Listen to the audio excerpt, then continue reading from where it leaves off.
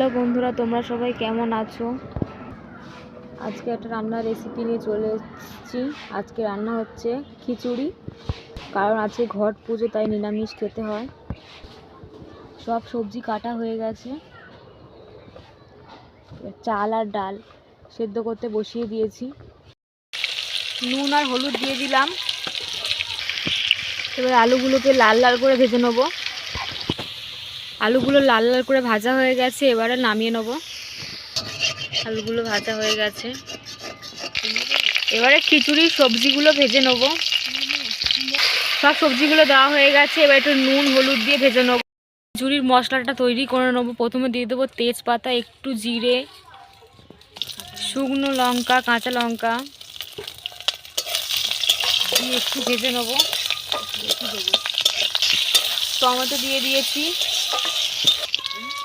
এবার আদা জিরে বাটা দিয়ে দেবো।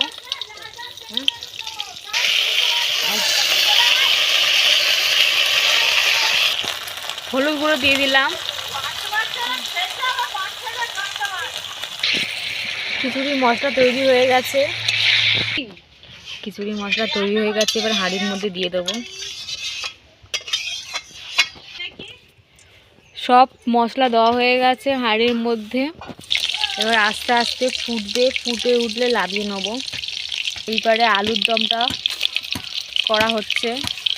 প্রথমে কড়াইতে কাঁচা লঙ্কা দিয়ে দিলাম, তেজপাতা, এবার আদা জিরে বাটা দিয়ে দিলাম।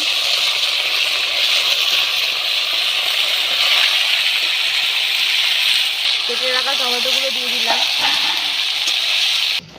দেখো আমাদের লালি ঘুমাচ্ছে। সব সবজি ভাজা হয়ে গেছে, এবার হাঁড়ির মধ্যে দিয়ে দিলাম। এবারে কড়াইতে তেল দিয়ে লঙ্কার গুঁড়ো দিয়ে দিলাম, হলুদ গুঁড়ো দিয়ে দিলাম। মশলাটা কষানো হয়ে গেছে।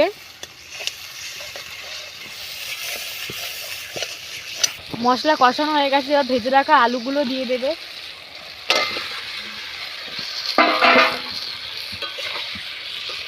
এবার আলুগুলোকে ভালো করে কষিয়ে নিতে হবে।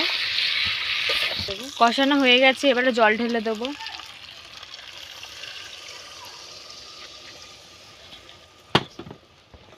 জল ঢেলে দিয়েছি, এবার এটা একটু চাপা দিয়ে দেবো সেদ্ধ হওয়ার জন্য। দমটা হয়ে গেছে, নামিয়ে নিয়েছি। খিচুড়িটা পুরো শেষের দিকে। ভিডিওটি এই পর্যন্তই ছিল। রান্নাটা যদি ভালো লাগে অবশ্যই লাইক কমেন্ট শেয়ার করবেন।